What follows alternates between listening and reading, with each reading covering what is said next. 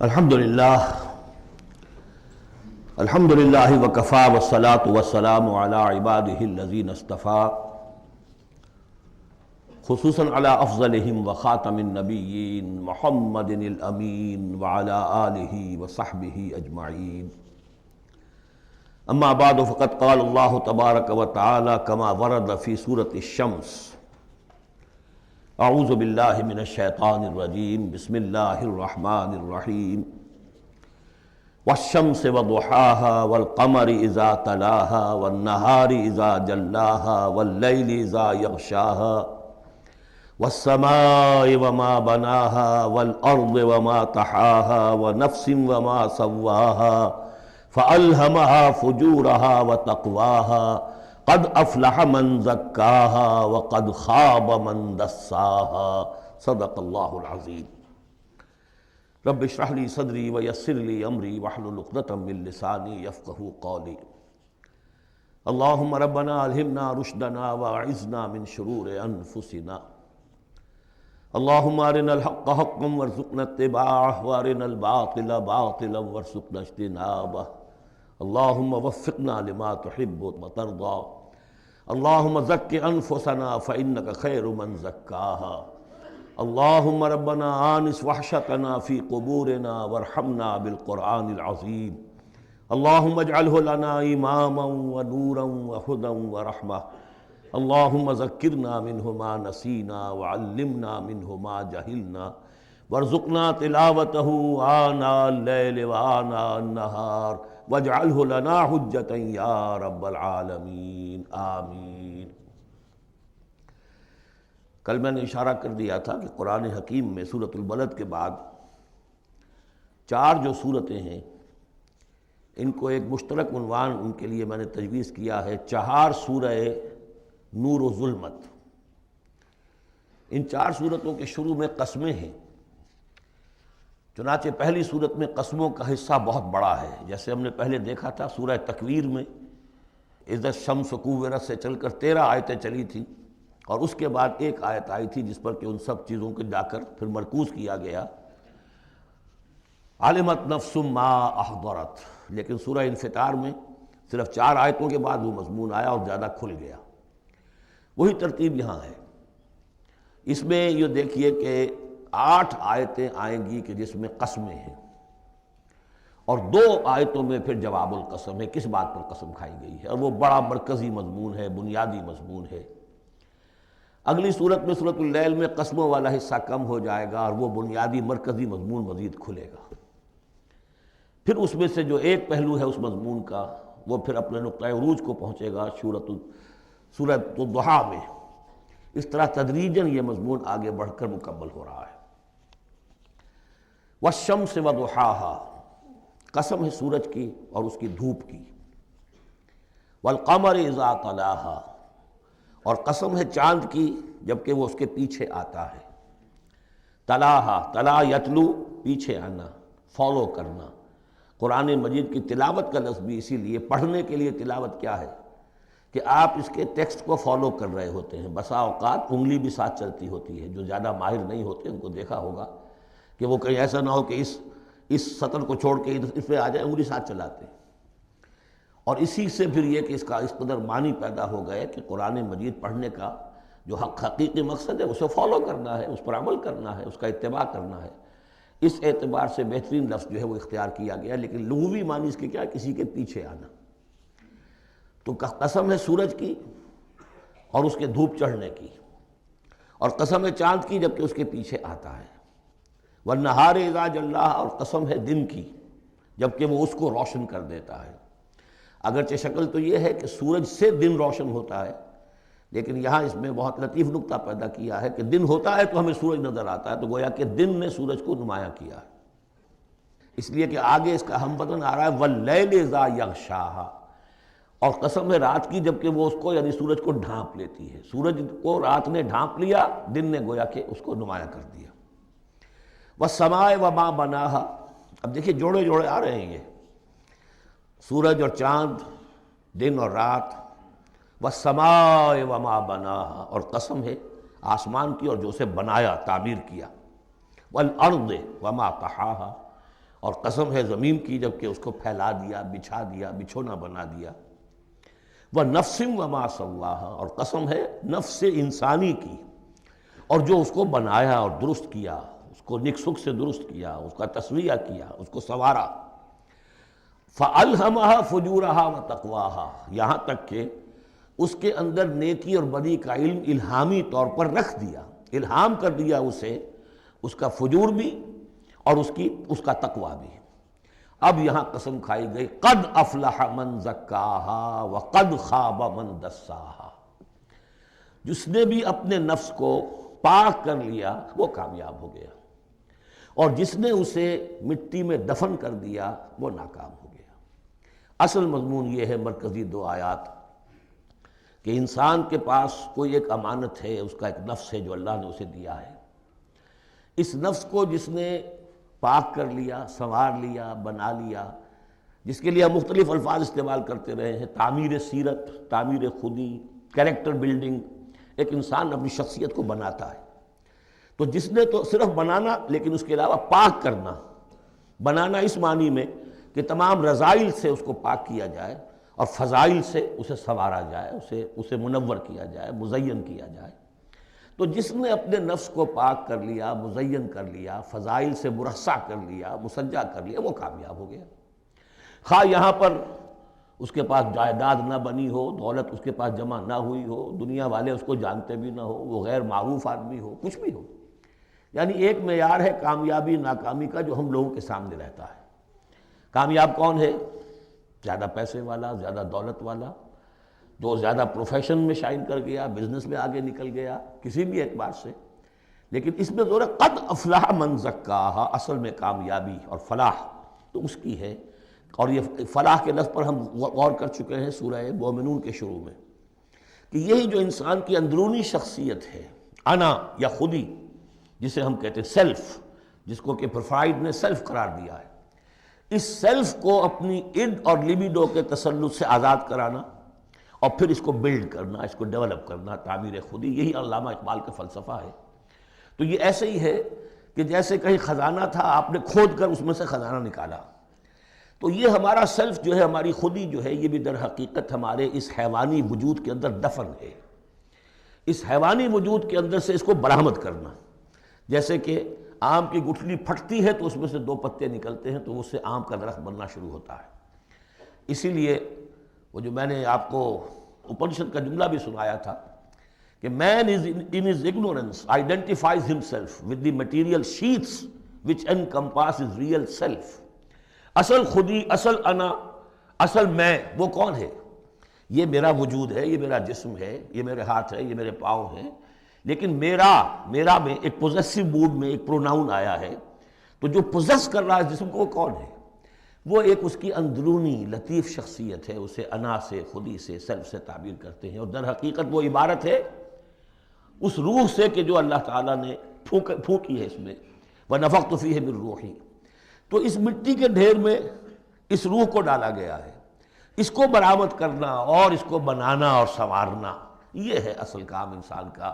جو اس میں کامیاب ہو گیا وہ کامیاب ہو گیا۔ اور دسا یدسو ہم پڑھ چکے ہیں کہ جب کسی شخص کے ہاں اس زمانے میں، اس معاشرے میں کوئی خوشخبری آتی تھی کہ بچی پیدا ہو گئی ہے، تو ایک تو منہ چھپاتا پھرتا تھا وہ کہ بیٹی ہو گئی، میں بیٹی کا باپ شمار ہوں گا، اور سوچتا رہتا تھا کہ اسے میں اپنے پاس رکھوں ام یدسھا فی التراب، یا اسے جا کے میں مٹی میں دباؤں۔ تو دسا یدسو دبا دینا، تو یہ ہے کہ جس نے اپنی اس خودی کو اسی حیوانی وجود میں دبا دیا، ختم کر دیا، قد خاب من دساہا، وہ ناکام ہو گیا۔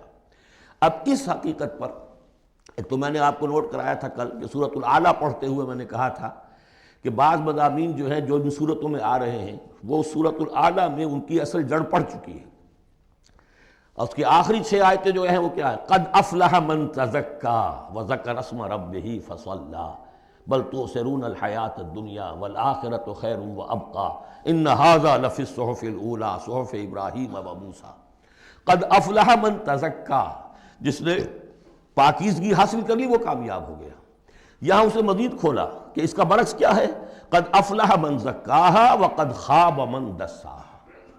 اس پر گواہیاں لائی گئی ہیں کہ جیسے تمہیں پوری اس کائنات میں تضادات نظر آتے ہیں، رات ہے دن بھی ہے، آسمان ہے بلند زمین ہے پست۔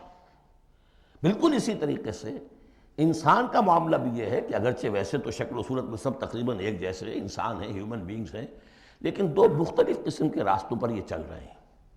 ایک راستہ وہ ہے کہ یہی حیوانی نفسانی خواہشات اور اسی کے اندر پوری زندگی جو ہے گزار دی، اور اپنے اس اصل روح ربانی کو، اپنی اصل امانت الہیہ کو دبا دیا، گویا کہ چلتے پھرتی قبر بن گئے۔ اس کے لیے حیوان انسان چل رہا ہے، لیکن وہ انسان جو ہے وہ روحانی وجود اس کا وہ اس کے اندر دفن ہو چکا ہے۔ تو قد خواب من دساہا قد افلح من زکاہا، اس پر یہ ساری قسمیں کھائی گئیں۔ سورج ہے تو اس کے ساتھ چاند ہے، دن ہے تو اس کے ساتھ رات ہے، اسی طریقے سے آسمان ہے تو اس کے ساتھ زمین ہے۔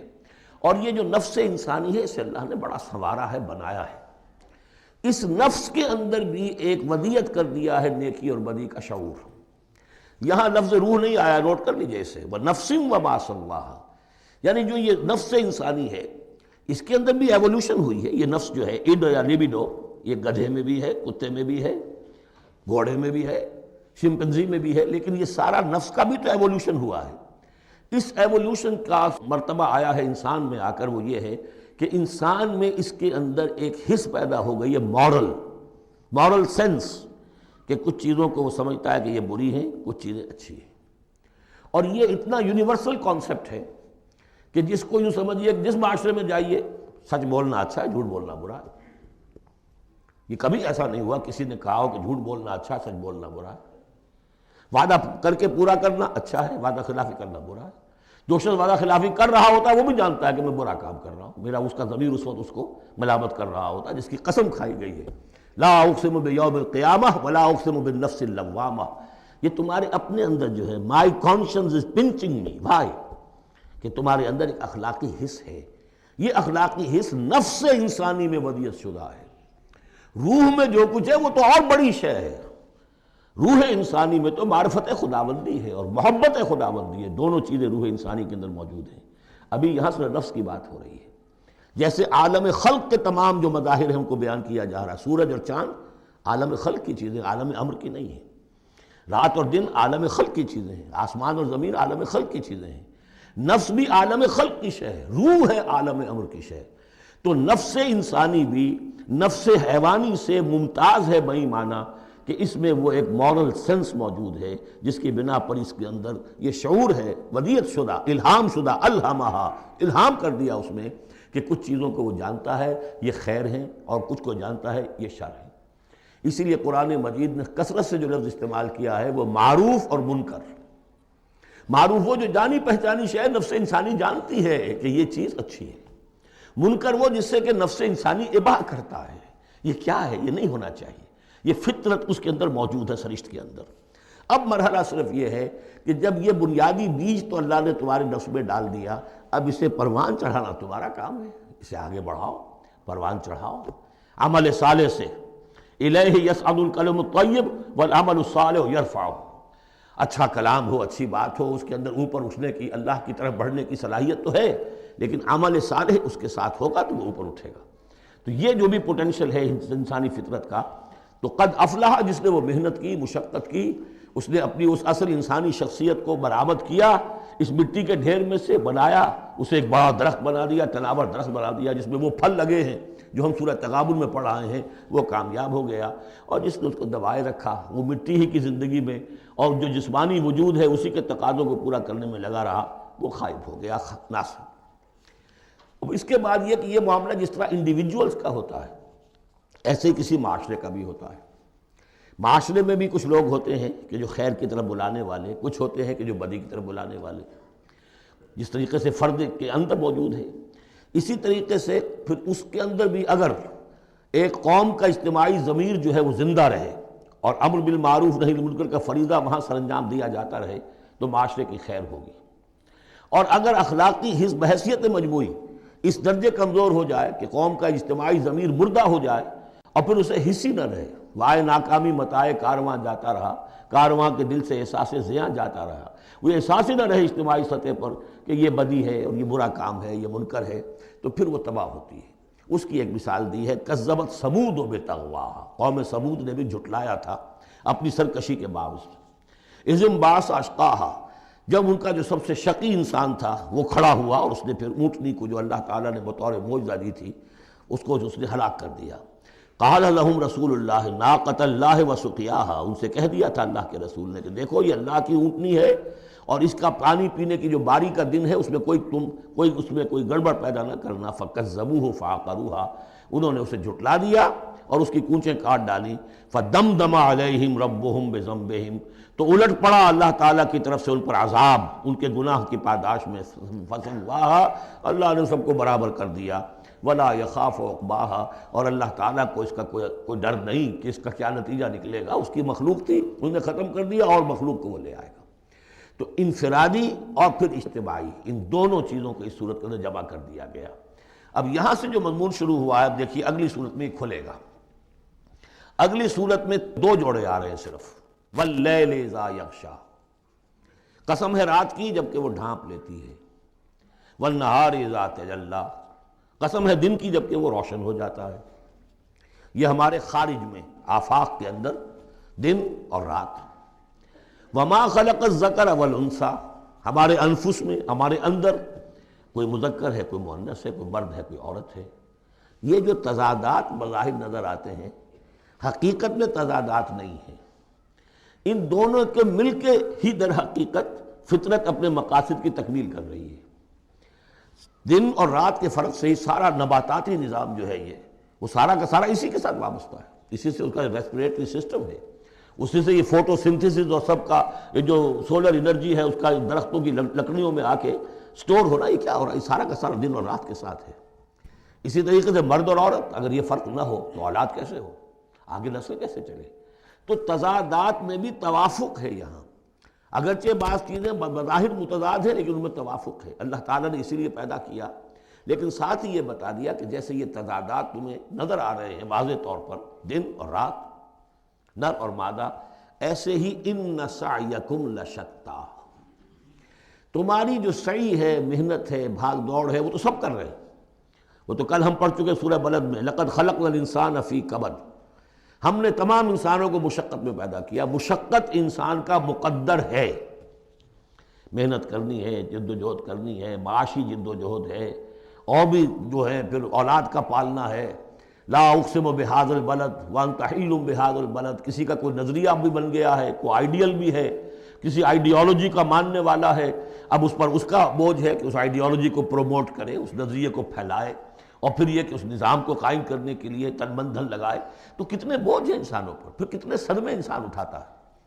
تو فرمایا کہ لا اقسم بہذا البلد وانت حل بہذا البلد ووالد وما ولد لقد خلقنا الانسان فی کبد، مشقت تو ہر ایک کو کرنی ہے، لیکن جو نتیجے نکلتے ہیں مشقت کے وہ بالکل برعکس ہیں، رات اور دن کا سا تضاد ہے ان میں۔ ان سعیکم لشتی، کوئی شخص اس محنت کے نتیجے میں اپنے آپ کو جنت کا مستحق بنا لیتا ہے، کوئی شخص اسی محنت کے نتیجے میں اپنے آپ کو دوزخ کا مستحق بنا لیتا ہے، راستے جدا ہو جاتے ہیں۔ اس کی بڑی پیاری تشریح ایک حدیث میں آئی ہے، حضور نے فرمایا کل نفس یغدو، ہر جان جو ہے صبح جب ہوتی ہے ہر انسان کی، فبائع نفسہا، پھر یہ کہ وہ اپنے نفس کو بیچتا۔ اب کوئی دفتر جا رہا ہے اپنی صلاحیت بیچ رہا ہے، کوئی بیچارہ وہ چونکہ اور کچھ نہیں سیکھ سکا تھا، اینٹیں ڈھو رہا ہے، تعمیر کا جہاں ہو رہی ہے، کوئی کسی چلا رہا ہے، کوئی ہل چلا رہا ہے، کسی کی مشقت، کوئی اپنی جسمانی جو قوت ہے وہ بیچ رہا ہے، کوئی اپنی ذہنی صلاحیت، اپنی ایکسپرٹیز، ڈاکٹر ہے اس نے بڑی مشکل سے فن حاصل کیا ہے، وہ بیٹھ کے فیس لے رہا ہے، لیکن بیچ رہا ہے اپنے آپ کو، اپنا وقت بیچ رہا ہے۔ تو کل نفس یغدو فبائع نفسہ فموتقھا وموبقھا، دن بھر کی محنت کر کے شخص ایک وہ شخص ہے جس نے حلال کو پیش نظر رکھا، حرام سے بچا، جھوٹ نہیں بولا، کسی کو دھوکہ نہیں دیا، کسی کے ساتھ جو ہے بے ایمانی نہیں کی، وہ شام کو آئے گا تو مشقت تو اس نے بھی کی ہے لیکن یہ لے کر آئے گا اللہ کی رحمت۔ دوسرا شخص مشقت اس نے بھی کی ہے، کہیں کم تول دیا تھا، کہیں کم ماپ دیا تھا، کہیں جھوٹ بول دیا تھا، کہیں کسی کی حق تلفی کی تھی، کہیں کسی کی عزت نفس پر حملہ کر دیا تھا، وہ مشقت بھی کر کے آئے گا اور شام کو جہنم کی گٹھڑی لے کر آئے گا اپنے کندھے پر۔ یا وہ نفس کو جہنم سے آزاد کرا کے آیا شام کو، اور یا وہ شام کو جہنم کے عذاب کی ایک گٹھڑی لے آیا ہے۔ تو کل نفس یغدو فبائع نفسہ فموتقھا وموبقھا۔ اب وہ بات ہے، اب یہ اس اعتبار سے سمجھ لیجئے کہ میرے نزدیک قرآن مجید کی اہم ترین یہ صورت ہے۔ ایک راستہ ہے، اس کے 3 اوصاف بیان کیے ہیں۔ اگر یہ 3 اوصاف ہوں گے تو خیر کے راستے پر آدمی بڑھتا چلا جائے گا، اور اگر اس کے برعکس 3 صلاحیتیں ہوں گی تو انسان گرتا چلا جائے گا، شر کی طرف جو ہے وہ اس کا قدم آگے سے آگے بڑھتا چلا جائے گا۔ پہلے 3 اوصاف کون سے ہیں؟ وَاللَّيْلِ إِذَا يَغْشَىٰ وَالنَّهَارِ إِذَا تَجَلَّىٰ وَمَا خَلَقَ الذَّكَرَ وَالْأُنثَىٰ إِنَّ سَعْيَكُمْ لَشَتَّىٰ فَأَمَّا مَنْ أَعْطَىٰ وَاتَّقَىٰ وَصَدَّقَ بِالْحُسْنَىٰ۔ جس شخص میں عطا ہے، جود ہے، سخاوت ہے، کسی کو بھوکا دیکھے تو اگر 1 روٹی ہے تو اس کو بھی بانٹ کر کھا سکے، کسی کو تکلیف میں دیکھے تو اگر اس کے پاس کوئی ہے ایسی چیز جس سے کہ اس کی تکلیف وہ رفع کر سکتا ہو تو دریغ نہ کرے، یہ عطا ہے، جود، عطا، سخاوت۔ فَأَمَّا مَنْ أَعْطَىٰ، پہلی شرط یہ ہے، چونکہ ہم سورہ بلد میں بھی دیکھا ہے کہ وہ جو گھاٹی ہے جس سے گزرنا مشکل ہے، فَلَقْتَحَمَ الْعَقَبَةَ، وہ کون سی گھاٹی تھی؟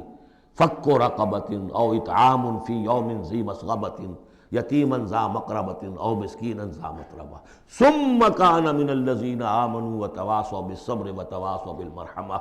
اس گھاٹی کو عبور کر کے اگر اہل ایمان میں شامل ہوگا تو ابو بکر صدیق بنے گا، عمر فاروق بنے گا، عثمان غنی بنے گا، اور اس گھاٹی کو عبور کیے بغیر کسی وجہ سے اسلام لے آیا، عبداللہ ابن ابی بن جائے گا۔ اگرچہ اس نے بھی کلمہ پڑھا ہے، اس نے بھی کہا ہے اشہد ان لا الہ الا اللہ واشہد ان محمد رسول اللہ، اور وہی کلمہ پڑھا ہے ابو بکر نے اور عمر نے اور عثمان نے اور علی رضی اللہ تعالیٰ عنہ۔ لیکن فرق کیا ہے؟ یہ زمین کچھ اور تھی جس میں بیج پڑا ہے، وہ زمین کچھ اور تھی جس میں بیج پڑا ہے، وہ زمین میں ہل چل چکا تھا۔ تو فرمایا کہ پہلی شے کیا ہے، اور یہ آیت ہم پڑھ چکے ہیں، 4 پارے کی پہلی آیت، لن تنالوا البر حتى تنفقوا مما تحبون، تم نیکی کے مقام تک رسائی حاصل نہیں کر سکتے جب تک کہ خرچ نہ کر سکو اللہ کے لیے اور اللہ کی مخلوق کے لیے، اور وہ چیز کہ جو تمہیں پسند ہو۔ یہ نہیں کہ جو اذکار رفتہ ہو گئی، بیکار ہو گئی، پرانی ہو گئی، دل سے اتر گئی، وہ دے دیا اور پھر سمجھا کہ ہم نے حاتم طائی کی قبر کو لات مار دی ہے، یہ نہیں۔ مما تحبون، نیکی کی گرد کو نہیں پہنچ سکتے، لن تنالوا البر حتى تنفقوا مما تحبون۔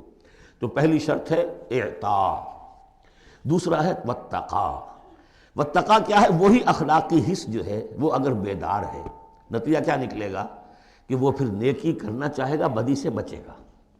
وہی فَأَلْهَمَهَا فُجُورَهَا وَتَقْوَاهَا، اگر یہ حس مر نہیں گئی ہے، یہ دفن نہیں ہو گئی ہے، اس کے اوپر حوث جو ہے اس کا غلبہ نہیں ہو گیا ہے، کوئی اور غلط جو ہے انسان کا رجحان اس نے اسے دبا کر نہیں رکھ دیا ہے، تو تقا اس کے اندر ہوگا، میں کسی کا دل نہ دکھا دوں، میں کسی کا حق نہ مار لوں، اس کے اندر ایک احساس ذمہ داری جو ہے وہ موجود رہے گا۔ اور تیسری شرط وصدق بالحسنى، جو بھی اچھی بات اس کے سامنے رکھی جائے اور اس کا دل گواہی دے دے کہ ہاں بات ٹھیک ہے، فوراً قبول کرے، تصدیق کرے۔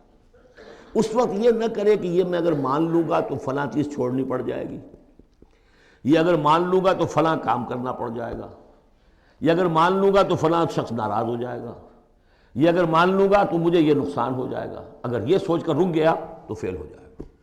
بلکہ یہ کہ جب دل نے گواہی دے دی کہ ہاں ٹھیک ہے، حق ہے، صحیح ہے، فوراً کہو دیکھیے جی آپ کی یہ بات، یعنی اس کو سمجھیے پریکٹیکلی، اگر آپ کسی بحثی میں بھی مبتلا ہو گئے کسی کے ساتھ، اور پھر یہ ہے کہ آپ نے کسی وقت محسوس بھی کر لیا کہ پلڑا اس کا بھاری ہے، بات اس کی صحیح ہے، لیکن ایک یہ کہ اڑے ہوئے، اب کیسے مان لوں میں کہ میں ہار گیا۔ ایک یہ کہ شخص کہے ٹھیک ہے صاحب آپ کی یہ بات مجھے بالکل دل کو لگی ہے، ٹھیک ہے، ابھی اور غور کریں گے، سوچیں گے، چلیں گے آگے اور اس مسئلے پر، لیکن یہ بات آپ کی ٹھیک ہے۔ اس سے انسان کے اندر جو ہے پھر وہ ہم آہنگی پیدا ہوتی ہے، بات آگے بڑھتی ہے۔ لیکن یہاں سمجھ لیجئے کہ بنیادی طور پر یہ 3 اوصاف ہیں، فَأَمَّا مَنْ آتا، بخل نہ ہو، اتقا اور اس کے اندر یہ اخلاقی حس بیدار ہو، نمبر 3 جو اچھی بات سامنے آئے اس کی تصدیق کر دیں، فَسَنُيَسِّرُهُ لِلْيُسْرَىٰ، تو ہوتے ہوتے ہم آسانی سے، اب یہ لفظ بھی آ چکا تھا سورہ علق میں، وَنُيَسِّرُكَ لِلْيُسْرَىٰ، میں نے کہا تھا اس لفظ کو یہاں نوٹ کر لیجئے اور یہیں سے یہ بات آگے کھلے گی۔ فَسَنُيَسِّرُهُ لِلْيُسْرَىٰ، جس شخص میں یہ 3 اوصاف ہوں گے ہم انہیں رفتہ رفتہ رفتہ رفتہ سب سے اونچی اور سب سے اچھی جو آسانی والی شاید منزل ہے جنت، وہاں پہنچا دیں گے۔ اب اس کے برعکس دیکھیے ترتیب، وَأَمَّا مَن بَخِلَ، اعطاء کے مقابلے میں بخل آ گیا، وَاسْتَغْنَىٰ، بے پرواہ ہے، اسے پرواہ ہی نہیں، دریا کو اپنی موج کی طغیانیوں سے کام، کشتی کسی کی پار ہو یا درمیان رہے، ہمیں سے کیا غرض ہے، وہ تو اپنی اس میں دھن میں لگے جا رہے ہیں، کسی کا دل مسل دیا، کسی کے جذبات کے اوپر جو ہے ٹھیس پہنچا دی، کسی کو کچھ کر دیا، کسی کا مال ہڑپ کر لیا، کسی کو اور کسی طرح سے اس کی عزت کے اوپر جو ہے کوئی حملہ کر دیا، چلے جا رہے ہیں۔ استغنا، انہیں یہ احساس ہی نہیں ہے کہ کوئی نیکی اور بری کا معاملہ بھی ہے اور مجھے سیدھے راستے پر چلنا ہے، برائی کے راستے پر نہیں۔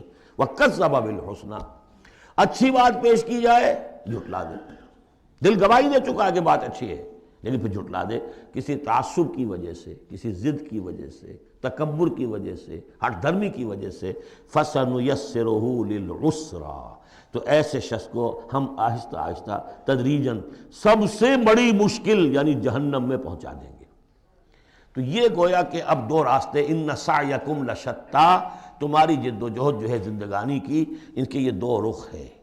اگر تو یہ ہے اما من اعطا واتقا وصدق بالحسنی، اگر یہ تینوں چیزیں بتمام و کمال موجود ہوں تو وہ شخص صدیق بنے گا، ابو بکر صدیق بنے گا رضی اللہ تعالی عنہ، ان کے نقش قدم پر چلنے والا ہوگا۔ اور اگر ان تینوں میں کوئی چیز کمی ہے تو کہیں بیچ میں لٹک جائے گا، اور تینوں ہی نہیں ہے تو معلوم ہوا کہ وہ بدترین خلائق ہوگا پھر، جس کا کہ سب سے بڑا کردار جو قرآن مجید میں آتا ہے وہ ابو لہب ہے۔ ابو جہل جو ہے وہ بدترین نہیں تھا، اچھی طرح سمجھ لیجئے، وہ تو جب آج ہم پڑھیں گے، جب سورہ علق آئے گی تب اس کے کردار کا نقشہ سامنے آئے گا۔ اس کی شخصیت بڑی اونچی شخصیت تھی بعض اعتبارات سے، میں سنا چکا ہوں، نے صاف مانا تھا کہ محمد جھوٹ نہیں کہہ رہے، جو کچھ کہہ رہے ہیں صحیح کہہ رہے ہیں، لیکن میں نہیں مان سکتا۔ اس کا مطلب ہے ہمیشہ کے لیے ہم بنو امیہ جو ان کے غلام ہو جائیں گے، بنو ہاشم کے، یہ میرے لیے قبول نہیں۔ صاف تو کہا نا کم سے کم، give the devil his due۔ اسی طریقے سے جس باطل دین کا وہ علم بردار تھا اس کے لیے اس نے اپنی گردن کٹوائی ہے، قربانی دی ہے اس نے۔ ابو لہب نے 2 مرسنریز بھیج دیے، تم چلے جاؤ، میں تمہیں پیسے دے دوں گا، تم جاؤ، تم لڑاؤ میری جگہ پر، اس لیے کہ اس میں وہ بات نہیں تھی، اس میں مردانگی تھی۔ کوئی وجہ تھی کہ حضور نے 2 شخصوں کو برابر تولا ہے، عمر ابن الخطاب اور عمرو ابن ہشام میں سے اللہ کسی ایک کو میری جھولی میں ڈال دے، کوئی وجہ تھی نا، آخر دونوں کو کیسے کیا ہے؟ اگر کہیں وہ بھی ایمان لایا ہوتا تو عمر ابن الخطاب کی طرح کا مسلمان ہوتا، پھر وہ اس طرح کا ڈھیلا مسلمان نہ ہوتا، وہ عبداللہ ابن ابی والا مسلمان نہ ہوتا۔ تو یہ شخصیتوں کا معاملہ ہوتا ہے، تو جس میں تینوں اوصاف نہیں ہے وہ گیا بدترین خلائق، جس میں کچھ ہے وہ پھر کچھ دیر لگا کے آ جائے گا، کچھ وقت لگے گا اسے، لیکن یہ 3 اوصاف ہی ہیں تعمیر سیرت کے اس اعتبار سے کہ جو فیصلہ کن ہیں۔ فَأَمَّا مَنْ أَعْطَىٰ وَاتَّقَىٰ وَصَدَّقَ بِالْحُسْنَىٰ فَسَنُيَسِّرُهُ لِلْيُسْرَىٰ وَأَمَّا مَنْ بَخِلَ وَاسْتَغْنَىٰ وَكَذَّبَ بِالْحُسْنَىٰ، بالکل اپوزٹ چیزیں، فَسَنُيَسِّرُهُ لِلْعُسْرَىٰ وَمَا يُغْنِي عَنْهُ مَالُهُ إِذَا تَرَدَّىٰ، اور اس نے جو مال جمع کیا ہوگا اپنے لیے وہ قطعاً کام نہیں آئے گا جب اسے گرایا جائے گا، گڑھے میں جب گرے گا جہنم کے۔ ان علینا للہدیٰ، دیکھو انسانوں ہمارے ذمے ہے صرف ہدایت پہنچا دینا، یہ اب اللہ تعالیٰ اپنے ذمے لے رہے ہیں، یہ ہمارے ذمے ہے کہ تمہیں راستہ دکھا دیں، سجھا دیں، یہ سجھا دینا ہمارے ذمے ہے۔ اس کے لیے ہم نے تمہیں جبلی ہدایت بھی دی ہے، اس کے لیے ہم نے تمہارے اندر اخلاقی حس بھی رکھ دی ہے، اس کے لیے ہم نے اپنی روح تم میں پھونکی ہے، اس میں ہماری معرفت اور محبت موجود ہے، اور پھر ان تمام چیزوں کی تکمیل کے لیے ہم نے نبی بھیج دیے، رسول بھیج دیا، کتابیں نازل کر دی، ہم نے اپنا ہدایت کا جو فرض تھا وہ ادا کر دیا۔ ان علینا للہدیٰ وَإِنَّ لَنَا لَلْآخِرَةَ وَالْأُولَىٰ، پھر ہمارے ہی لیے ہے اختیار آخرت کا بھی اور اولیٰ کا بھی، دنیا کا بھی، پھر فیصلہ ہم کریں گے کہ کون اب اس قابل ہو گیا ہے کہ دنیا کو ان کے بوجھ سے پاک کر دیا جائے، زمین کو ان کے بوجھ سے آزاد کر دیا جائے، پوری قوموں کو ملیا بیٹ کر دیا جائے، فیصلہ کرتے ہیں۔ وہ پڑھ چکے پچھلی صورت میں، فَدَمْدَمَ عَلَيْهِمْ رَبُّهُمْ بِذَنبِهِمْ فَسَوَّاهَا، ایسے ہے کہ جیسے کسی باغ میں سے کوڑا کرکٹ جمع کیا جائے اور پھر اسے آگ دکھا دی جائے، اس لیے کہ اس باغ کے لیے بدنما داغ ہے۔ اب تو یہ کہ وہ انسان جو ہے کہ جو پھر اس حد تک ہدایت کے واضح ہو جانے کے بعد کہ نبی آ گیا، کتاب آ گئی اور اس نے ماڈل پیش کر دیا اپنی زندگی کے اندر، پھر بھی نہیں مانا، تو پھر یہ جو بھی فیصلہ ہے وہ ہم کرتے ہیں۔ فَأَنذَرْتُكُمْ نَارًا تَلَظَّىٰ، دیکھو میں نے تمہیں خبردار کر دیا اس آگ سے جو بھڑک رہی ہے اور وہ منتظر ہے، لا یصلاھا، ہم دیکھ چکے ہیں کئی جگہ آیا ہے کہ وہ تو دھاڑ رہی ہے بھوکے شیر کی طرح، اسے تو چاہیے اپنی خوراک، لا یصلاھا الا الاشقی، نہیں پڑے گا اس میں مگر وہی جو بہت ہی بدبخت ہے۔ کیوں؟ کم بدبخت تو اگر ہوتا معاملہ تو اور ہوتا، یہ محمد کے آنے کے بعد بھی صلی اللہ علیہ وسلم جس کی حقیقت نظر نہیں آئی تو اس سے بڑا بدبخت تو کوئی ہے ہی نہیں۔ اس لیے کہ اگر کچھ اندھیرا ہو کچھ روشنی ہو آدمی ٹھوکر کھا جائے، چلیے بھائی کچھ اندھیرا بھی تھا، جھٹپٹا تھا، پوری روشنی نہیں تھی، نصف النہار پر سورج چمک رہا ہو اور آپ ٹھوکر کھائیں تو پھر قصور کس کا ہے؟ تو آپ کا ہے۔ اس اعتبار سے اب بعثت محمدی کے بعد صلی اللہ علیہ وسلم جس شخص نے اپنے آپ کو محروم رکھا وہ اشقا ہے۔ لا یصلاھا الا الاشقی الذی کذب وتولی، جس نے جھٹلایا ہے اور منہ پھیر لیا ہے۔ وَسَيُجَنَّبُهَا الْأَتْقَى، اور ہم بچا دیں گے یا بچا دیا جائے گا اس سے جو بہت ہی متقی ہے۔ اس آیت کے بارے میں تقریباً کنسنسس ہے کہ یہاں مراد حضرت ابوبکر ہے رضی اللہ تعالیٰ عنہ۔ اتقا، وہ تینوں صفات بتمام و کمال جس میں تھے وہ ابوبکر تھے۔ یہی وجہ ہے کہ تصدیق بالحسنہ میں ایک لحظہ نہیں لگا۔ حضور فرماتے ہیں کہ میں نے جس کے سامنے بھی اپنی نبوت کی دعوت رکھی اس نے ضرور کچھ نہ کچھ توقف کیا، سوچا، سوائے ابوبکر کے کہ ایک لحظے کا توقف نہیں کیا۔ اور ان کی شخصیت میں وہی چیزیں موجود تھیں، غریبوں کے اوپر شفقت تھی، نیکی کی، اور بنیادی طور پر وہ موحد تھے، انہوں نے کبھی بت پرستی اختیار نہیں کی زندگی میں، تو وہ صلاحیت جو ہے تقویٰ بھی تھا، اعطاء بھی تھا، خرچ کرنے کی صلاحیت تھی۔ انہوں نے خرید کر جو ہے غلام جتنے تھے جو مسلمان ہو گئے تھے، غلام اور کنیزیں، اور جن کے اوپر سخت جو ہے پرسیکیوشن ہو رہی تھی، ٹارچر ہو رہا تھا ان کے آقاؤں کی طرف سے، منہ مانگے دام دے کر ان کے آقاؤں کو نے خریدا ہے اور آزاد کیا ہے۔ فَأَمَّا مَنْ أَعْطَىٰ وَاتَّقَىٰ وَصَدَّقَ بِالْحُسْنَىٰ، یہ تینوں اوصاف بتمام و کمال ابو بکر میں، ابو بکر صدیق اور صدیق اکبر رضی اللہ تعالی عنہ۔ خواتین میں الصدیقۃ الکبریٰ حضرت خدیجہ الکبریٰ ہیں رضی اللہ تعالی عنہ۔ وَسَيُجَنَّبُهَا الْأَتْقَى الَّذِي يُؤْتِي مَالَهُ يَتَزَكَّىٰ، جو اپنا مال دیتا ہے اپنے نفس کو پاک کرنے کے لیے۔ وہ مال کیوں دے رہا ہے؟ کیوں خرچ کر رہا ہے؟ کیوں بلال کو اس نے خریدا ہے؟ باپ نے کہا ابو قحافہ نے، وہ تو ایمان نہیں لائے تھے اس وقت تک، وہ تو فتح مکہ کے بعد ایمان لائے، وہ کافر رہے پورے عرصے کے دوران، مشرک رہے۔ تو باپ نے یہ کہا کہ ابو بکر تمہیں اگر کوئی خریدنا ہی تھا غلام اور کسی کو آزاد کرنا تھا تو کوئی دیکھتے، اچھا غلام دیکھتے، کوئی طاقتور سے دیکھتے جو تمہارے کام بھی کبھی آتا۔ انہیں کیا پتہ تھا کہ ابو بکر تو کسی اور چیز کا طلبگار ہے، اسے کچھ اور چاہیے، اسے کوئی، یعنی جو شخص کسی غلام کو آزاد کر دیتا تھا وہ اس کا مولا رہتا تھا، پھر بھی وہ ایک درجے میں اس کے تابع ہوتا تھا، اس کی بات سنتا تھا، اس کا حمایتی ہوتا تھا۔ اخلاقی طور پہ بھی سمجھ میں آ رہا ہے کہ ایک شخص نے اپنی رقم خرچ کی ہے اور آپ کو خرید کے آزاد کر دیا ہے تو اب آپ بے دام جو ہے غلام تو ہو گئے نا اس کے، اس لیکن یہ کہ وہ غلامی نہیں ہے، مولا کہلاتے تھے وہ، جیسے کہ حضرت زید بن حارثہ بھی مولا تھے حضور کے، اور اسی طریقے سے اور بھی بہت سے ہیں جن کے بارے میں آتا ہے کہ انہوں نے جو حدیث روایت کی ہے، ثوبان رضی اللہ تعالیٰ وہ بھی مولا تھے حضور کے، مولا اس معنی میں۔ تو فرمایا کہ تم نے یہ کیا کیا، کس کو تم نے خریدا اور اتنی بڑی رقم دے دی؟ جو مانگا امیہ بن خلف نے، وہ بھی حیران رہ گیا، ٹھیک ہے دو۔ الذی یؤتی مالہ یتزکیٰ وما لأحد عندہ من نعمۃ تجزیٰ، اور ایسا نہیں ہے کہ کسی اور کا اس پر کوئی احسان ہو جس کا وہ بدلہ چکا رہا ہو، نہیں، الا ابتغاء وجہ ربہ الاعلیٰ، صرف اپنے بلند و بالا پروردگار کی رضا جوئی کے لیے وہ خرچ کر رہا ہے۔ وَلَسَوْفَ يَرْضَىٰ، اور وہ ان قریب راضی ہو جائے گا۔ یہ ان قریب راضی ہو جائے گا کون؟ اللہ بھی راضی ہو جائے گا اور ابو بکر بھی راضی ہو جائیں گے، رضی اللہ عنہ ورضوا عنہ، جیسے ہم خطبے میں بھی کہتے ہیں رضی اللہ تعالی عنہ وارضاہم، اللہ تعالیٰ بھی راضی ہو جائے ان سے اور اللہ ان کو راضی بھی کر دے، ان کو بھی اتنا اجر و ثواب دے۔ وَلَسَوْفَ يَرْضَىٰ، اور میرے نزدیک یہاں مراد حضرت ابو بکر ہیں، اس کا میں ثبوت آپ کو اگلی صورت میں دوں گا۔ اب دیکھیے پہلی صورت میں آیا تھا قد افلح من زکاہا وقد خواب من دساہا، 8 آیتیں تھیں، وہ تھیں قسموں پر مشتمل، لیکن اصل مضمون کیا تھا؟ نفس انسانی میں نیکی اور بدی کا شعور ودیت کر دیا ہم نے۔ اب جس نے اس کو بنا لیا، سنوار لیا، وہ کامیاب، جس نے اس کو دبا دیا، مٹی میں دفن کر دیا، وہ ناکام۔ اگلی صورت میں آگے راستہ بتا دیا، سنوارنے کا راستہ کیا ہے؟ اعطاء، تقویٰ، تصدیق بالحسنہ، ان عادتوں کو کلٹیویٹ کرو اپنے اندر تو یہ راستہ جو ہے تمہارا جائے گا صدیقیت کی طرف اور اللہ تعالیٰ کی رضا کی طرف۔ اس کے برعکس اوصاف بخل، استغنا، پرواہ نہیں، کیا خیر کیا شر کوئی پرواہ نہیں، اپنی خواہشات کو پورا کرنا ہے، اپنی اشتہا جو ہے اس کو شہوت کو پورا کرنا ہے، حرام سے حلال سے اس سے کوئی بحث نہیں۔ اور یہ کہ بات سچی آئی، اچھی آئی اور دل نے گواہی دے دی، پھر بھی اس کو رد کر دیا، تو وہ دوسری منزل پہ نکل جاؤ گے۔ اب یہ جو پہلی منزل تھی اس کا نقطہ عروج کون ہے؟ ایک تو ابو بکر آ گئے اس میں، اور ان سے بلندتر رتبہ کس کا ہے؟ محمد الرسول اللہ صلی اللہ علیہ وسلم، معراج انسانیت۔ اب جو دو صورتیں آ رہی ہیں ان کا سارا تعلق کلیتاً محمد الرسول اللہ کے ساتھ ہے۔ یہ سیرت النبی کے اعتبار سے بھی بہت اہم ہیں دو صورتیں۔ بعض اعتبار سے جو صوفیانہ اس میں مسائل آئے ہیں، اور عام طور پر ہمارے مفسرین، ایسے مفسرین خصوصاً جدید دور کے کچھ ریشنلسٹ قسم کے لوگ، وہ تو ان مطالب کی گرد کو بھی نہیں پہنچے۔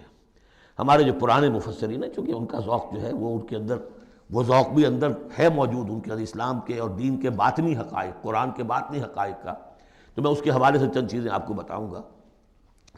سورۃ الضحیٰ کا اس کا جو شان نزول ہے وہ یہ ہے کہ کچھ دنوں کے لیے، ایک تو بالکل شروع میں جو رک گئی تھی فترت وحی، اس کے علاوہ پھر ایک موقع آیا ہے کہ کچھ عرصے کے لیے بہت دن گزر گئے، حضرت جبرائیل نہیں آئے، اور آپ کے اوپر ایک شدید قسم کی جو ہے وہ پریشانی طاری ہو گئی۔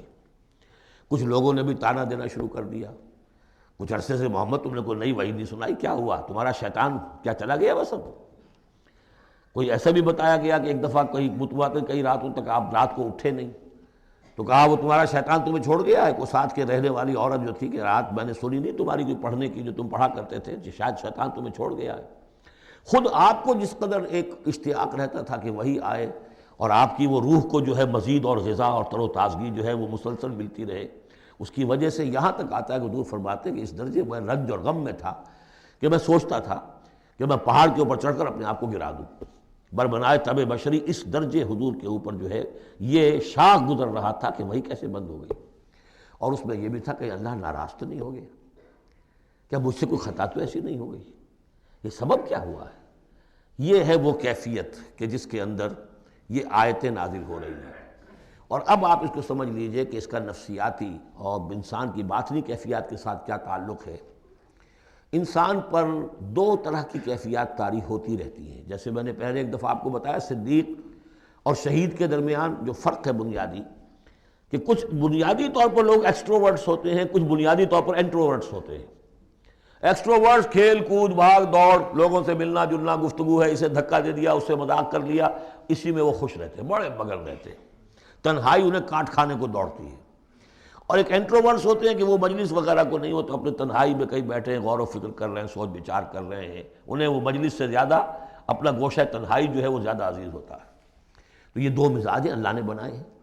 اسی طرح ہر انسان کے اوپر آلٹرنیٹلی کچھ کیفیات آتی ہیں جس کو ہم کہتے ہیں میرا موڈ آف ہے، ایک طرح کا قبض سا ہو جاتا ہے طبیعت میں بندش سی ہوتی ہے۔ کسی وقت اسی شخص کے اندر پھر انشراح سا ہو جاتا ہے، پھر ہنسنے بولنے کو جی چاہتا ہے، گفتگو کرنے کو جی چاہتا ہے۔ تو یہ کیفیت جب انسان کی روحانی زندگی سے متعلق ہو جائے تو اس کو پھر صوفیہ نے نام دیا قبض اور بسط۔ کبھی طبیعت میں انشراح ہے، انبساط ہے، طبیعت جو ہے وہ آمادہ ہے، ہر چیز میں روشنی کا پہلو آدمی دیکھ رہا ہے، ہر چیز کے اندر آپ کو معلوم ہے ایک تاریک رخ بھی ہوتا ہے کسی معاملے کا اور روشن رخ بھی ہوتا ہے، اس وقت انسان روشن رخ کو دیکھتا ہے۔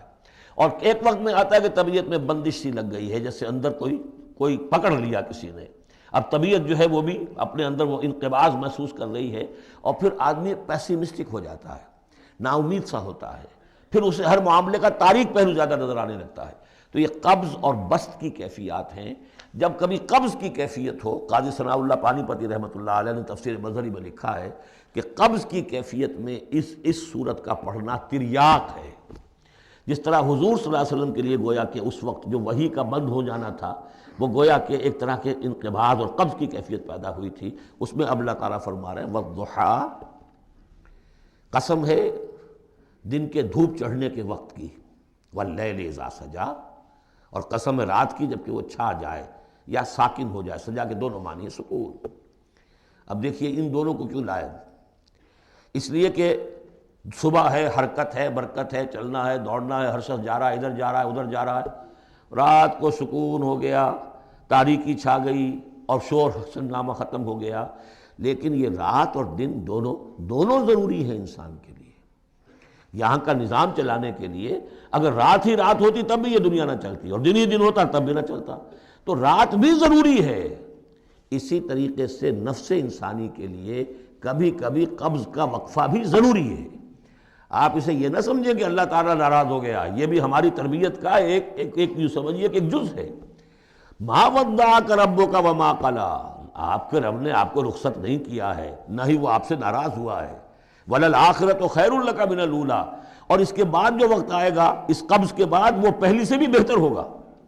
اور میں حیران ہوتا ہوں کہ کیسے غالب نے وہ بات کہی ہے کہ جو بالکل ترجمانی ہے اس کی، رکتی ہے میری تباہ تو ہوتی ہے رواں اور، یعنی یہ کہ جب میری طبیعت کے اوپر کبھی کبھی رکاوٹ سی آ جاتی ہے، اب شعر جو ہیں اچھے نازل نہیں ہو رہے، لیکن جب وہ رکاوٹ سے میں نکلتا ہوں، اس قبض سے نکلتا ہوں، رکتی ہے میری تباہ تو ہوتی ہے رواں اور، اس لیے کہ اس قبض کے بعد جب مرحلہ آتا ہے انبساط کا اور انشراح کا تو وہ ایک قدم آگے ہوتا ہے، آدمی اس پہلی کیفیت سے ایک درجہ جو ہے اس کا بڑھ چکا ہوتا ہے۔ وَلَلْآخِرَةُ خَيْرٌ لَكَ مِنَ الْأُولَىٰ، یقیناً پچھلی ہر گھڑی، ہر ساعت اور ہر قبض کے بعد آنے والا انبساط آپ کے لیے پہلے سے اونچا درجہ لے کر آئے گا۔ وَلَسَوْفَ يُعْطِيكَ رَبُّكَ فَتَرْضَىٰ، ان قریب آپ کا رب آپ کو اتنا کچھ دے گا، اتنا کچھ دے گا، آپ کی محنتوں کے وہ نتائج سامنے آئیں گے کہ آپ راضی ہو جائیں گے۔ اب دیکھیے پچھلی صورت ختم ہوئی تھی وَلَسَوْفَ يَرْضَىٰ، یہاں ہے وَلَسَوْفَ يُعْطِيكَ رَبُّكَ فَتَرْضَىٰ، صرف ضمیر کا فرق ہے، چونکہ صدیق پر وحی نہیں آتی براہ راست خطاب نہیں کیا جا سکتا، وہاں وہ صیغہ جو ہے وہ غائب کا ہے وَلَسَوْفَ يَرْضَىٰ، اور چونکہ نبی وہ ہے جس پر وحی آ رہی ہے، براہ راست مخاطب ہے، تو وَلَسَوْفَ يُعْطِيكَ رَبُّكَ فَتَرْضَىٰ، آپ کا رب اتنا کچھ دے گا کہ آپ راضی ہو جائیں گے۔ اب یہ کہ اسی قبض کی حالت میں پھر اللہ تعالیٰ اپنے احسان جتا رہا ہے، اور یہ بہترین ہے۔ کبھی طبیعت پر ڈپریشن ہو اس طرح کی اور قبض کی کیفیت ہو تو آدمی یاد کرے کس کس مرحلے پر اللہ نے میری دستگیری فرمائی، کن کن مراحل پر اللہ تعالیٰ نے مجھے مشکلات سے نکالا، اس سے وہ حوصلہ بڑھتا ہے۔ اور اس کو بھی سمجھیے کہ اسی انداز میں الم یجد کا یتیماً فآویٰ، یہ سیرت النبی کے بڑے اہم حصے ہیں جو اس میں آ گئے ہیں۔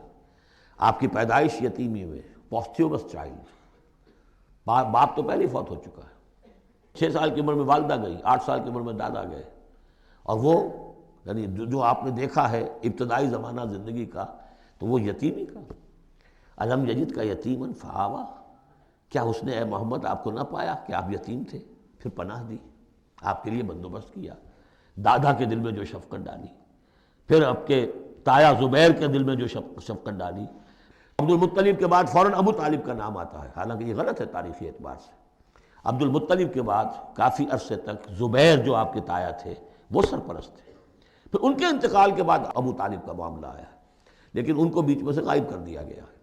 بہرحال اللہ تعالیٰ جو بھی کسی کے دل میں ڈالتا ہے، آخر ابو طالب کے دل میں محبت ڈالی تو کس نے ڈالی؟ وہ ہم پڑھ چکے ہیں سورہ طٰہٰ میں، وَأَلْقَيْتُ عَلَيْكَ مَحَبَّةً مِّنِّي، حضرت موسیٰ علیہ السلام کی موہنی صورت کے اوپر اللہ تعالیٰ فرماتے ہیں ہم نے اپنی محبت کا پرتو ڈال دیا کہ تمہیں دیکھنے کے بعد وہ قتل کرنے کے ارادے سے باز رہ گئے، ان کے ہاتھ چھل ہو گئے، ایسی موہنی صورت، اسے قتل کر لیں۔ وَأَلْقَيْتُ عَلَيْكَ مَحَبَّةً مِّنِّي وَلِتُصْنَعَ عَلَىٰ عَيْنِي، یہ ہوا ہے۔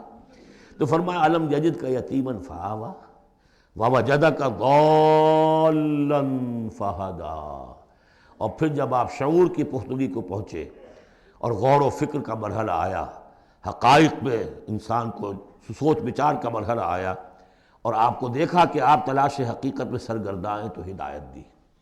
وہ آگے آ جائے گا، بہت قریب پہنچ گئے ہم، اقرأ بسم ربک الذی خلق، وہ مرحلہ جب آئے گا۔ وَوَجَدَكَ عَائِلًا فَأَغْنَىٰ، اور پایا آپ کو تنگ دست تو غنی کر دیا۔ کس طرح سے راستہ پیدا کیا ہے خدیجہ الکبریٰ رضی اللہ تعالی عنہا نے، جو بھی ان کے آپ کے محاسن دیکھے کتنی گرویدہ ہوئی ہیں، بڑے بڑے سردار قریش کے جو ہیں ان سے نکاح کے خواہش مند تھے، انہوں نے خود جو ہے اپنی لونی کے ذریعے سے پیغام دیا ہے حضور کو، تو یہ ساری چیزیں جو ہیں ان کی ساری دولت جو ہے وہ پوری کی پوری انہوں نے لا کر حضور کے قدموں میں ڈال دی ہے۔ وَوَجَدَكَ عَائِلًا فَأَغْنَىٰ فَأَمَّا الْيَتِيمَ فَلَا تَقْهَرْ، تو اے نبی تقاضے ان تینوں چیزوں کے کیا ہیں؟ ہم نے آپ کو یتیم پایا، پناہ دی، اب آپ بھی یتیم کے سرپرستی کیجئے، کسی یتیم کو اس کے اوپر کوئی جبر نہ ہو، سختی نہ ہو۔ وَأَمَّا السَّائِلَ فَلَا تَنْهَرْ، اور آپ جب کہ تلاش حقیقت میں سرگرداں تھے تو ہم نے آپ کو ہدایت دی، اسی طریقے سے اب آپ کو بھی کوئی شخص سائل بن کر آپ کے پاس آئے، سوال کرے، اسے جھڑکنا نہیں ہے، اسے جو بھی سائل دونوں طرح کے ہوتے ہیں، سوال کرنے والا کوئی علمی سوال اور سوال کرنے والا کوئی مالی مدد کے لیے۔ وَأَمَّا بِنِعْمَةِ رَبِّكَ فَحَدِّثْ، اور جو ہدایت تمہیں دی ہے ہم نے اب اسے عام کرو، یہ نعمت ہے، آپ کے رب کا انعام ہے، یہ ہدایت جو آپ کو عطا ہوئی ہے اس کو بیان کرو۔ اس کے بیان کرنے میں یہ بھی ہے کہ اللہ کے انعامات کا چرچا انسان کرے اس کا شکر ادا کرنے کے لیے، اور یہ بھی ہے کہ اس کو پھیلائے اور عام کرے، دوسروں تک پہنچائے، ورنہ وہ بخل ہو جائے گا کہ وہ دولت جو ہے ہدایت کی اس کو آدمی صرف اپنی ذات تک محدود رکھے اور اس کا جو خیر ہے وہ دوسروں تک نہ پہنچائے۔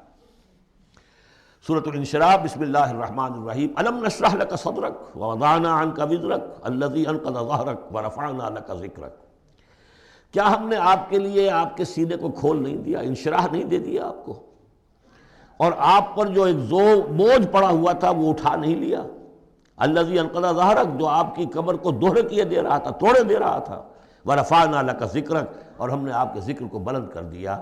فَإِنَّ مَعَ الْعُسْرِ يُسْرًا إِنَّ مَعَ الْعُسْرِ يُسْرًا، تو یقیناً مشکل کے ساتھ ہی آسانی ہے، یقیناً مشکل کے ساتھ ہی آسانی ہے۔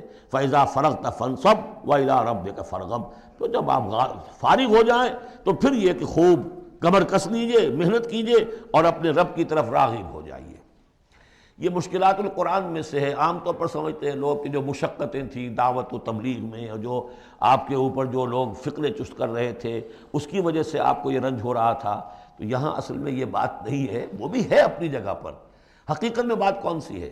اور کیونکہ یہ بھی معلوم ہے کہ یہ بالکل ابتدائی زمانے کی صورتیں ہیں، لہذا اس دور میں تو ابھی اس طریقے کا جو ہے کوئی بہت زیادہ پرسیکیوشن بھی نہیں تھی، بہت زیادہ مخالفت بھی نہیں تھی، اس سے کہیں زیادہ بڑے مراحل سے آپ کو گزرنا پڑا ہے۔ 3 سال کی جو بھی شیب بنی ہاشم کی قید ہے وہ بعد کی بات ہے، جو یوم طائف آ رہا ہے وہ اس کے بہت بعد کی بات ہے، یوم اور بہت بعد میں آ رہا ہے۔ یہ اصل میں کیا ہے، جس شخص کو اللہ تعالیٰ نبوت دیتا ہے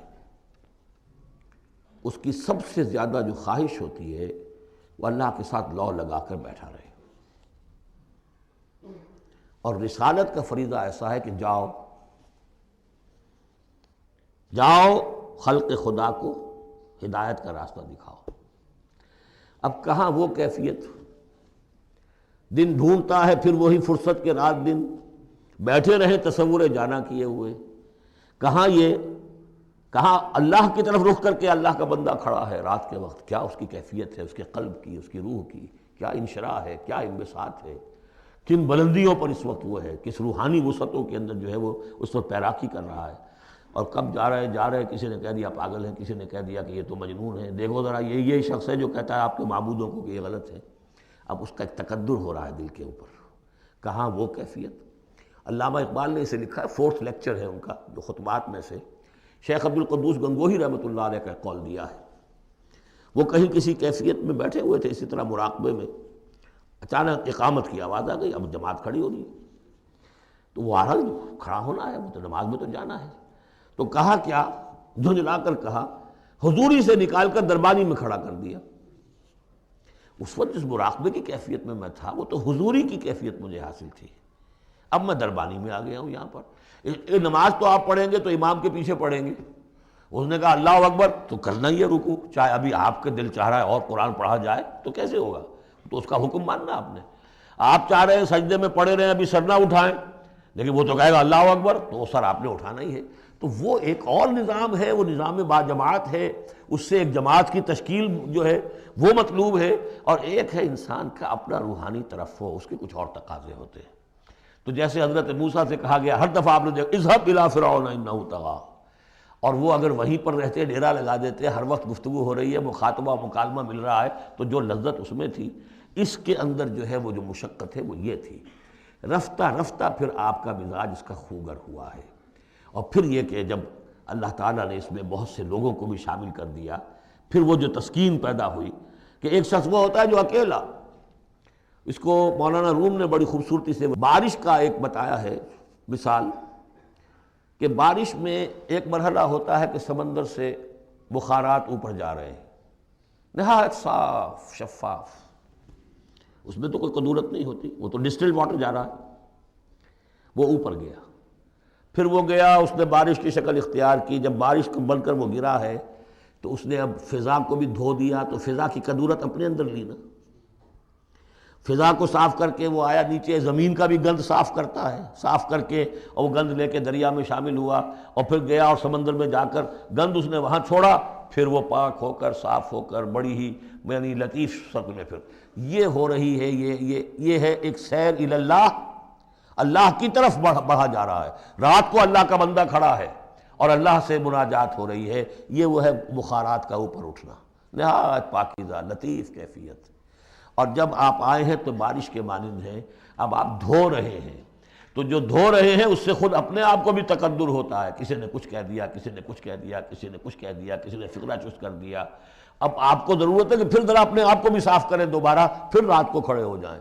سیر الی اللہ، سیر فی اللہ، سیر عن اللہ الی اللہ، یہ جو ہے جو تبلیغ کا اور فریضہ رسالت ہے، یہ بھی سیر الی اللہ ہے نتیجے کے اعتبار سے، لیکن اس وقت عن اللہ ہے، اللہ کی طرف تو پشت ہو گئی۔ اب دیکھیے جب آپ نماز میں کھڑے ہیں تو رخ کدھر ہے؟ اللہ کی طرف۔ جا رہے ہیں تبلیغ کے لیے تو اللہ کی طرف تو پشت ہو گئی، اب تو آپ جا رہے ہیں تو خلق کی طرف آپ کا رخ ہے، اللہ کی طرف تو پشت ہے۔ اس حوالے سے وہ عروج ہے، یہ نزول ہے، اور یہ نزول جو ہے یہ بڑا شاق گزرتا ہے کسی ایسے شخص پر جسے عروج کی لذت حاصل ہو گئی ہو۔ یہ ہے وہ سختی، الم نشرح لک صدرک ووضعنا عنک وزرک الذی انقض ظہرک ورفعنا لک ذکرک فإن مع العسر یسرا ان مع العسر یسرا فإذا فرغت فانصب۔ اے نبی وہ وقت آ جائے گا، آپ اپنے اس فرض منصبی سے جب فارغ ہو جائیں گے، جب اللہ کا دین غالب آ جائے گا، پھر آپ یکسو ہو کر وہ جو آخر میں آیا اذا جاء نصر اللہ والفتح ورأيت الناس يدخلون في دین اللہ افواجا فسبح بحمد ربک واستغفر انہ کان توابا، پھر آپ ہمہ وقت اسی کام میں لگ جائیے۔ اور اسی لیے حضور نے اس وقت آخری فیصلہ کیا، اللہم فی الرفیق الاعلی، بس اب میں فارغ ہوا اور اب میں مزید تاخیر نہیں چاہتا۔ حالانکہ نبیوں کو یہ آپشن ملتا ہے، اگر آپ ابھی چاہیں تو اور رہ سکتے ہیں دنیا میں، یہ آپشن ملا ہے۔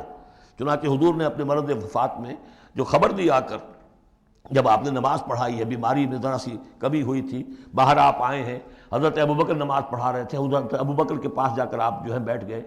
اب حضرت ابوبکر جو ہے وہ اقتداء کر رہے ہیں حضور کی، اور پوری جماعت کر رہی ہے اقتداء حضرت ابوبکر کی۔ یہ نماز ہے، آخری باجماعت نماز۔ اس میں حضور نے فرمایا اللہ نے اپنے بندے کو ایک آپشن دی ہے، ایک اختیار دیا ہے، وہ چاہے تو، اب جو ایگزیکٹ الفاظ یاد نہیں ہے، نتیجہ اس کا یہی ہے کہ چاہے تو ابھی دنیا میں اور رہے۔ تو بندے نے اللہ کو قبول کر لیا ہے۔ حضرت ابوبکر رو پڑے اور لوگ حیران ہوئے، رو کیوں رہی ہے، یہ تو کوئی بات ایسی ہے نہیں۔ ان کی سمجھ میں آ گیا تھا کہ آپ نے اپنے انتقال کی خبر کر ہمیں دے دی۔ تو یہ فیصلہ اللہم فی الرفیق الاعلی، یہ جو شاخ گزر رہا تھا نا، یہ جو دنیا کے اندر معاملہ دعوت و تبلیغ، یہ اس روحانی جو ربط ہوتا ہے اللہ کے ساتھ، اس کے اعتبار سے اس میں رکھنا پڑتا ہے، کہاں وہ کیفیت، کہاں یہ کیفیت۔ اور اس کی وجہ سے جلدی آپ نے فرمائی، میں سمجھتا ہوں کہ اگر ابھی جو لوگ، یہ اتنا عظیم انقلاب برپا ہوا تھا عرب میں، اور یہ رأیت الناس یدخلون فی دین اللہ افواجا، ان کی ابھی بڑی تربیت کی ضرورت تھی۔ یہ تربیت کے مراحل ابھی ان کے پورے نہیں ہوئے تھے۔ یہ تو صرف مکے اور مدینے کے لوگ تھے جو آپ کی تربیت سے اس طریقے سے بہرہ اندوز ہوئے اور ان مستفید ہوئے۔ یہ جو پورا عرب جو ہے ایمان لے آیا، اور ان کو تو آپ کی تربیت کا ابھی وقت نہیں ملا۔ بہرحال جب یہ کام ہو چکے گا اے محمد، تو بس پھر آپ ہمہ تن ہمہ وقت اللہ کی طرف متوجہ ہو جائیے۔ سورۃ التین، بسم اللہ الرحمن الرحیم۔ یہ سورت بھی نفسیاتی فلسفیاتی اعتبار سے بہت اونچی ہے، اور وہ کیا ہے سمجھ لیجئے۔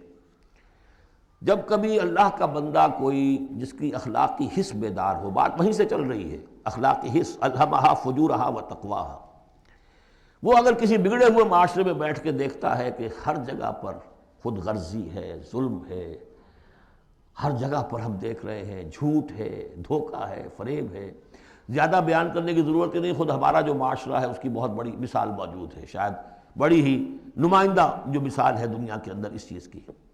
اس پہ کوئی غور کر رہا ہے تو غور کر کے بالآخر بسا اوقات انسان اس درجے پر پہنچتا ہے کہ انسان ہے ہی بہت حقیر اور بہت گندی مخلوق، اس میں خیر ہے ہی نہیں، خیر کا کوئی پہلو نہیں۔ اور یہ میں آپ سے عرض کر دوں، آج کے سارے جو ماہرین نفسیات ہیں ان سب کا حاصل یہی ہے کہ انسان میں کوئی اعلیٰ شے ہے ہی نہیں، یا پیٹ ہے، یا اس کی شہوت ہے، یا حب تفوق ہے، یہ اینیمل انسٹنکٹس ہے. کسی خیر کا مجھے کسی بھی جو بھی ہو آپ کا سائیکالوجسٹ ان کو بتا دیجئے کہ وہ کسی خیر کا بھی آپ کے اندر کوئی سراغ لگا کر بتا سکے. یہ جو ایک آتی ہے انسان کے اوپر مایوسی، حساس انسان پر، اس میں یہ صورت نازل ہوئی ہے کہ انسان شر ہی شر نہیں ہے، گند کی پوٹ ہی نہیں ہے، اس میں بڑی بلندی کا پہلو بھی ہے. والتین والزیتون، گواہ ہے انجیر اور گواہ ہے زیتون، وطور سینین، اور گواہ ہے وہ پہاڑ طور سینا، وہذا البلد الامین، اور گواہ ہے یہ شہر امین، امن والا شہر. لقد خلقنا الانسان فی احسن تقویم، ہم نے تو انسان کو بہت بلند حساب پر، بہت عمدہ تخلیق پر بنایا تھا. اب قسموں کا اس کے ساتھ ربط کیا ہے؟ تین، انجیر، یہ اس علاقے میں کثرت سے ہوتی تھی، اور کہتے ہیں کہ اس پہاڑ کا نام بھی جبل تین تھا جہاں حضرت نوح علیہ السلام نے دعوت و تبلیغ کی 9.5 برس تک، 950 برس تک. زیتون اس پہاڑی کا نام ہے، اور وہاں زیتون کے درخت تھے جہاں حضرت مسیح علیہ السلام نے سرمن آف دا ماؤنٹ، مشہور پہاڑی کا آواز، اسی پر آپ کے زیادہ تبلیغی مباحث ہوئے ہیں. طور سینین تو واضح ہے، حضرت موسیٰ علیہ السلام کو جہاں ہم کلامی حاصل ہوئی. ھذا البلد الامین، اور یہ امن والا شہر جس میں محمد الرسول اللہ دعوت و تبلیغ کے فریضہ سر انجام دے رہے ہیں. ان شخصیتوں کو اصل میں ان مقامات سے مراد یہ شخصیتیں ہیں. اگر کسی کا خیال یہ ہے کہ انسان میں کوئی خیر ہے نہیں تو دیکھے ہمارے بندے نوح کو، یاد کرے ہمارے بندے عیسیٰ کو، یاد کرے وہ بھی تو انسان تھا، موسیٰ جو رب سے ہم کلام ہوا تھا، اور دیکھ لے اس بندے محمد کو صلی اللہ علیہ وسلم جو اس بلد امین میں نظر آ رہا ہے. کیا تمہیں ثبوت نہیں مل جائے گا کہ انسان میں تو بڑی عظمت رکھی تھی ہم نے؟ یہ دوسری بات ہے. آپ اپنے آپ کو حیوان ہی سمجھ لیں، حیوان بنا لیں. فلا تکونوا کالذین نسوا اللہ فانساہم انفسہم، یہ تو آپ کا کام ہے، آپ نے کیا ہے، یہ گراوٹ تو آپ کو ملی ہے. حقیقت میں اللہ تعالیٰ نے بنایا تھا وہ تو بہت اونچے مقام پر بنایا تھا. آدم مسجود ملائک، آدم خلقتہ بیدی، اپنے دونوں ہاتھوں سے بنایا ہے. تو انسان سرشت کے اعتبار سے کچھ کمزور ہے، فطرت کے اعتبار سے بہت بلند ہے. یہ میں دونوں الفاظ بار بار استعمال کرتا رہا ہوں، اب ان تمام چیزوں کی وضاحت ممکن نہیں ہے. اس کا روحانی وجود سب سے اونچا ہے، اس کا حیوانی وجود اعوذ باللہ من الشیطان اصل میں اس حیوانی وجود میں آ کر یہ نیچے چلا گیا ہے. والتین والزیتون وطور سینین، الحمد للہ الذی لقد خلق خلقنا السماء، الانسان فی احسن تقویم، ہم نے انسان کو بنایا تھا بہترین حساب سے. ثم رددناہ اسفل سافلین، اب اسے اس جسد حیوانی میں ڈال کر در حقیقت نیچے پہنچا دیا گیا ہے. تو اب کیا کرنا ہوگا؟ اب اوپر اٹھنا ہوگا. اوپر اٹھنے کے لیے محنت کرنی پڑتی ہے. الا الذین آمنوا وعملوا الصالحات، اب یہ ایمان اور عمل صالح ہے جو تمہیں اس پستی سے نکال کر اوپر لے آئے گا. جس مقام پر تم پیدا کیے گئے ہو اس مقام تک پہنچنے کے لیے پہلی محنت کیا ہے؟